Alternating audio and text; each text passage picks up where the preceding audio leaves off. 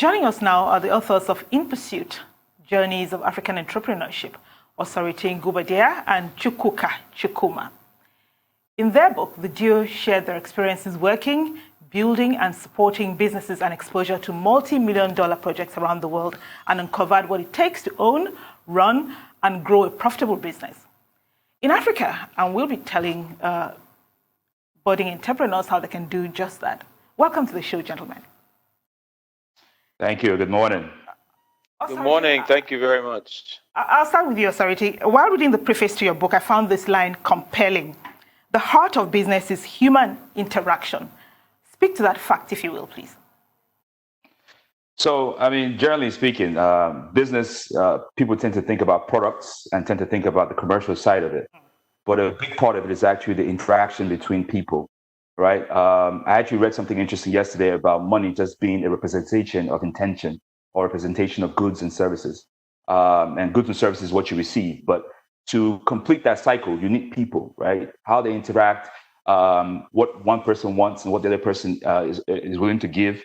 That interaction is what really drives enterprises and what drives commerce. Well, Chukuka, if I could ask you a question, if we could switch to going over your experiences in two countries. We know that you've met and your friendship actually started in the United States. And if you were to compare, I guess, the business climate there to the one in Nigeria, how would somebody navigate the space of entrepreneurship? What type of similarities are there in terms of advances or difficulties in each space? Thank you very much for that question. Obviously, regardless of where you are, relationships matter and things like integrity matter.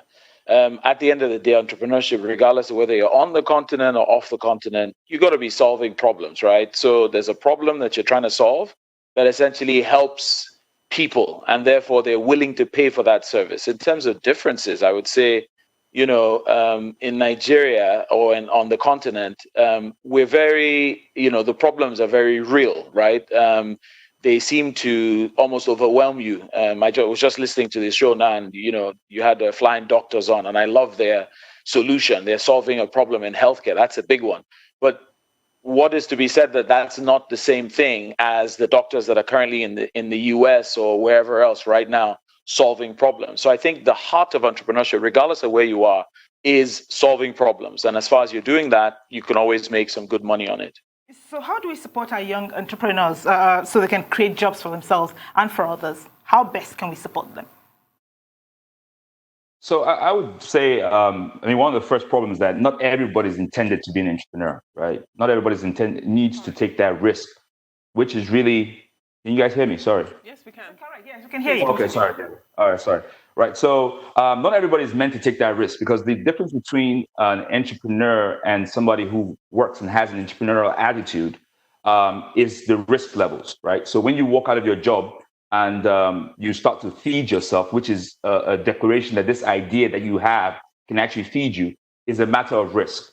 So I would say the number one thing we can do for young people, I wouldn't necessarily call them entrepreneurs yet, is to provide great examples, right? Provide jobs for them to learn in, jobs for them to intern in, provide them examples so they understand the process, because that's one of the things that's really missing.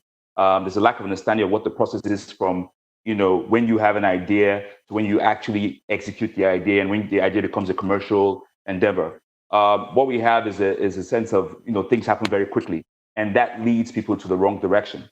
So I believe if for instance, writing this book was our contribution to that exact initiative, right? Because we believe that entrepreneurs should start from a position where they learn, right? Learning is like a free school. You're learning for an employer, and is giving you guidance on how to better execute your ideas. So I think providing jobs and giving good examples is critical.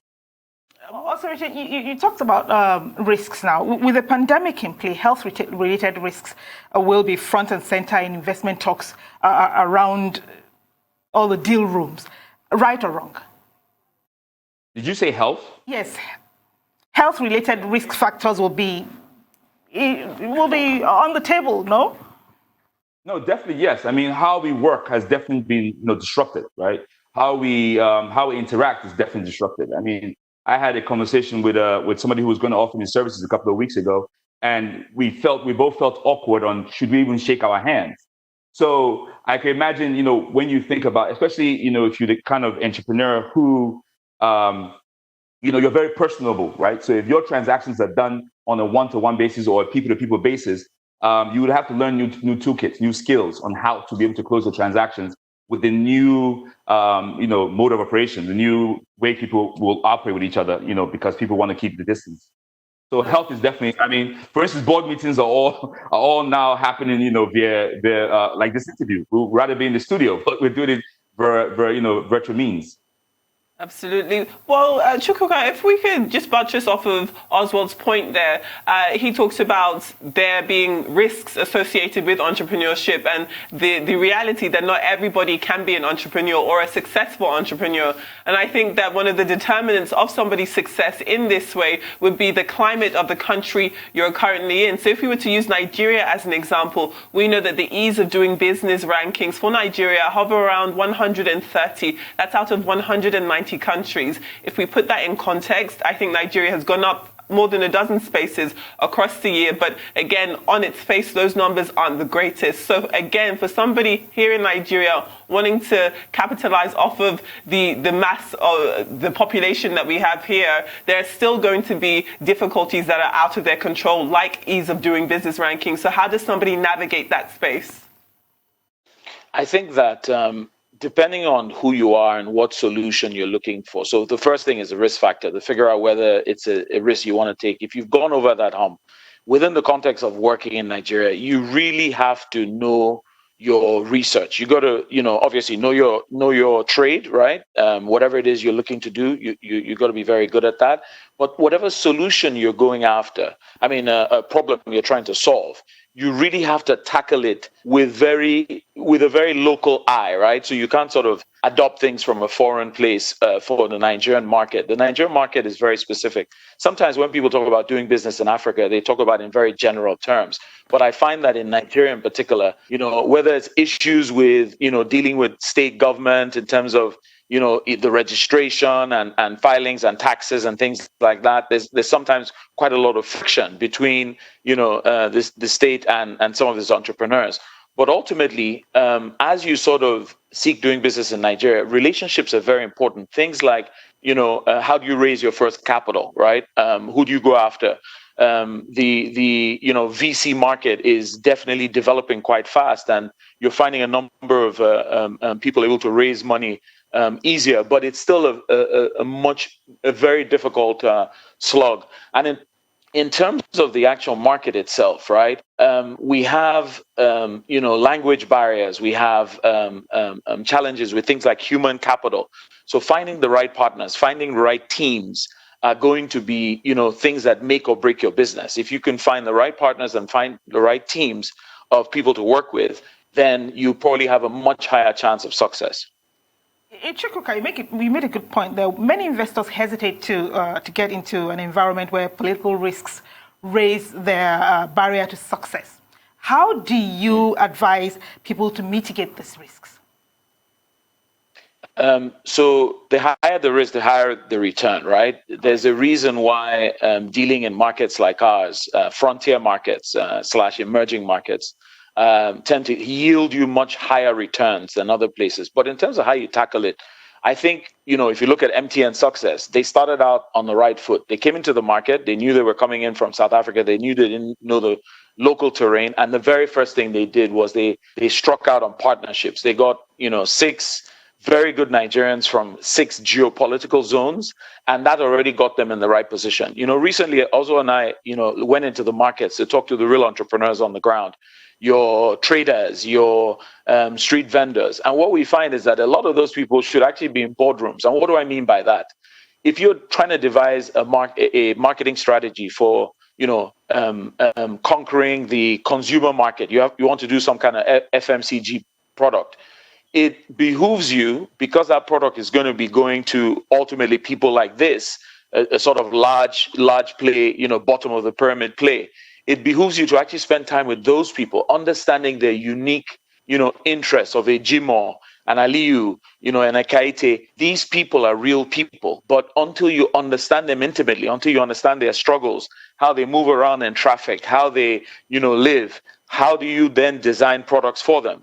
So a lot of times with Africa, you find we're just sort of adopting things that happened somewhere in the globe. You know what I mean? Even if you think of our book, the reason for the book is you need something that is local that you can read and understand how to do business in this current environment, as opposed to adopting, you're trying to set up something and say a tech hub in Yaba, but you're trying to adopt something that they did in Silicon Valley, where people are talking about having used their credit cards and garages, things that just don't exist in Nigeria. So you have to localize the experience, and that's why this is important.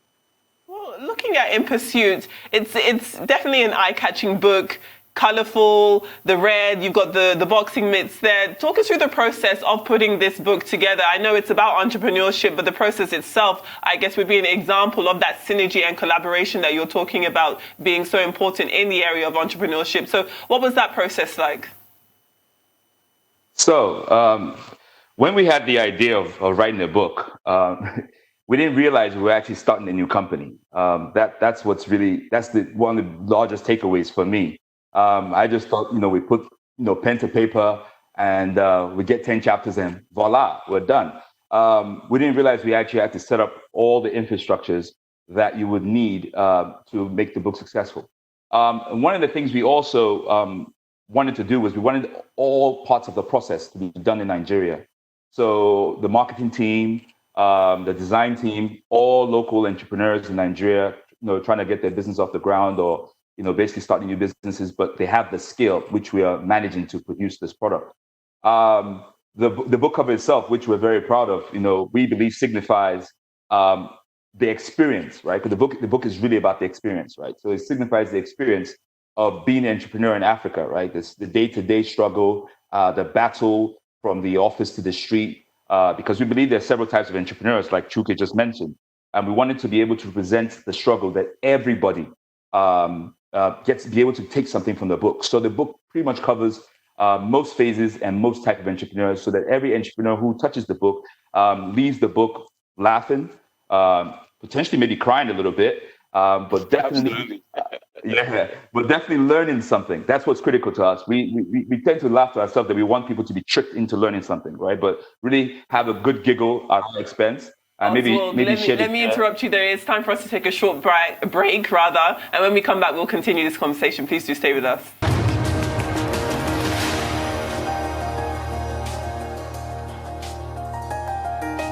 Welcome back to the morning show here on Arise News. We are still joined by Osaritin Oswald Goabadia and Chukuma. They're both authors of Journeys of African Entrepreneurship in Pursuit. Before we went on break there, gentlemen, I think we were talking to Oswald and he was talking us through the cover of the book. I know that I had asked you about the process. If you could continue on that point. Okay. So, like I said, the cover basically expresses the emotion, the emotive of being an entrepreneur in Africa, the general struggles. And I also mentioned before we had the break that one thing that was important to us is we did the book. Most aspects of the book was done in Nigeria. The design for the book, the design of the layout of the book, and editing was all done by Africans and on the continent, which we thought was a great way to build on the ecosystem. We also, wanted people to get something from it. So like I was saying before with the break is that, one of the things that we wanted to happen was that people would laugh with us, cry with us, and ultimately learn something from the book.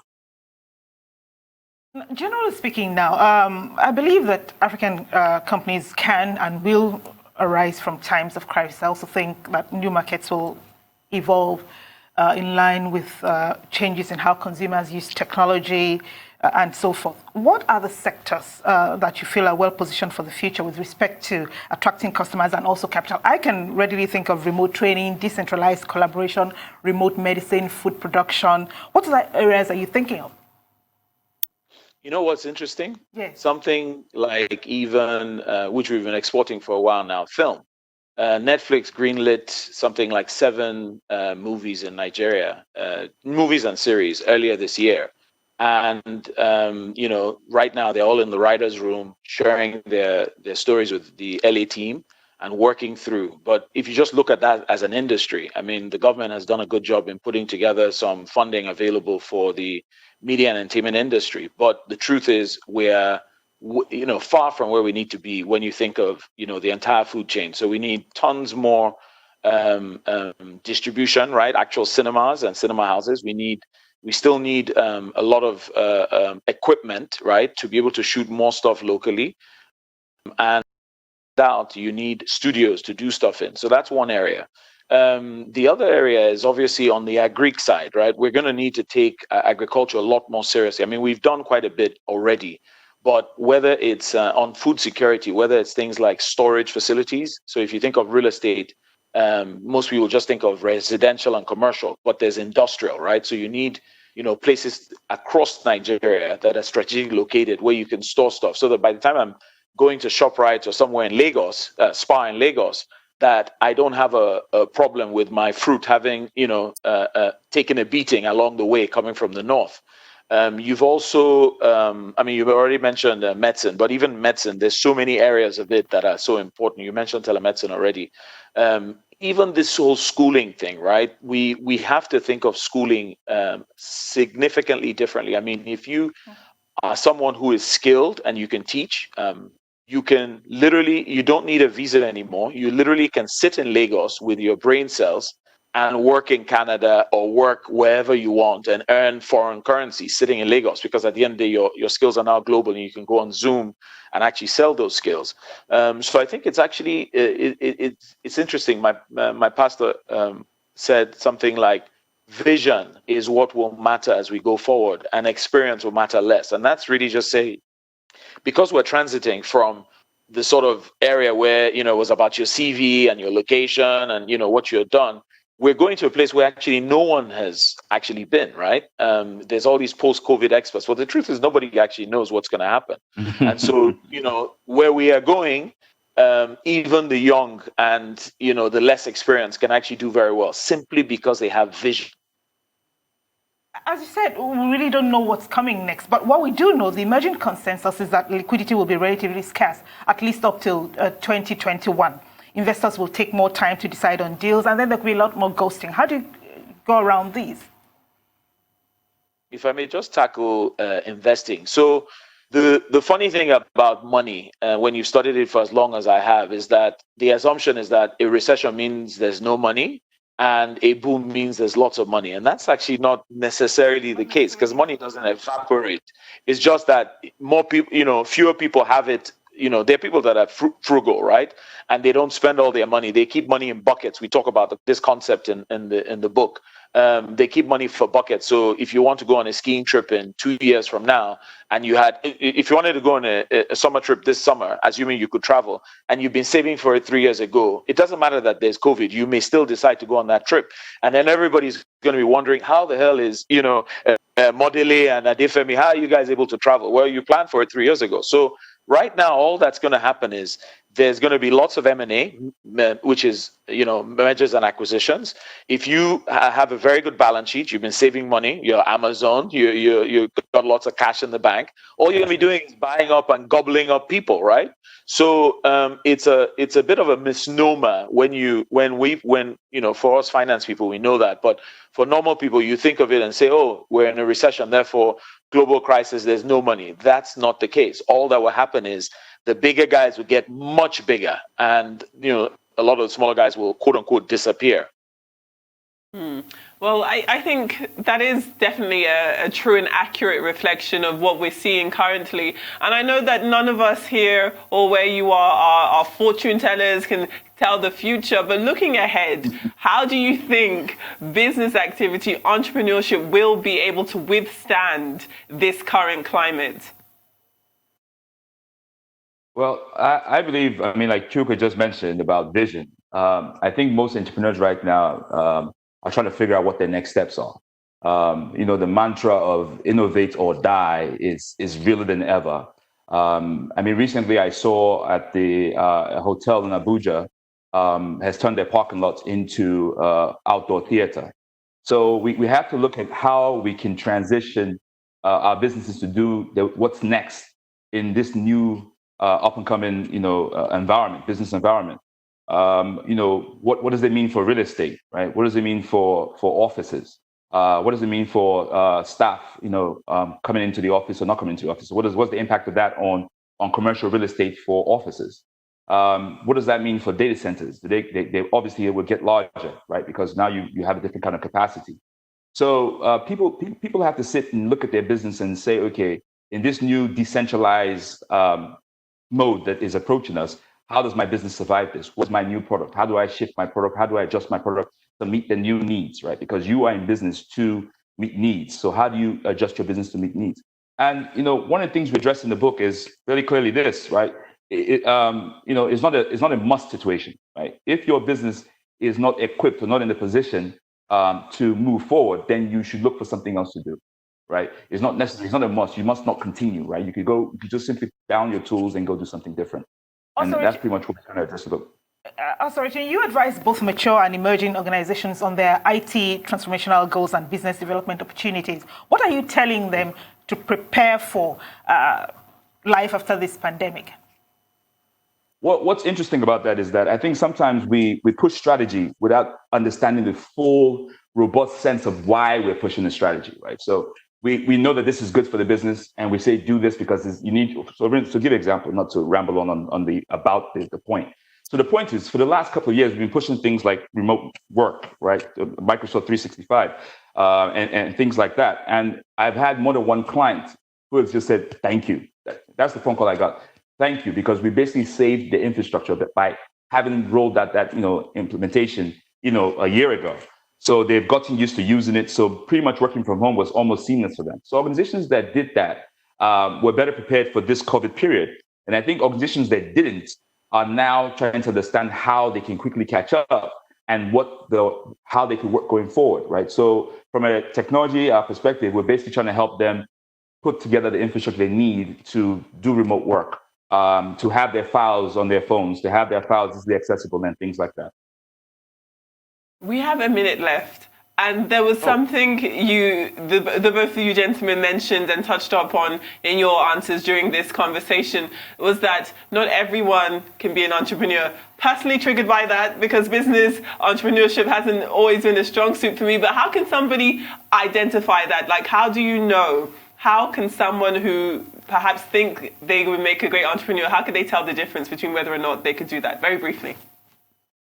Very briefly. So when I used to have a job and I started in that job, I found myself doing entrepreneurial things. And what does that mean? That means that when I was told my time to go home was 7 p.m. and I chose to stay till 11, I was doing that not because I thought I was going to get paid extra time, but I was doing that because I felt one day I would be able to run my own business. And I wanted to learn more than just my task. Because obviously, if you're sitting in a job, you're doing one of 300 things that the company may deliver. But if you go out and do that business yourself, you will know the 299. Sadly, we have run out of time. But I know that you'll be able to finish that point with us at another time. So Oswald and Chukuka, who are the authors of In Pursuit, thank you very much for your time.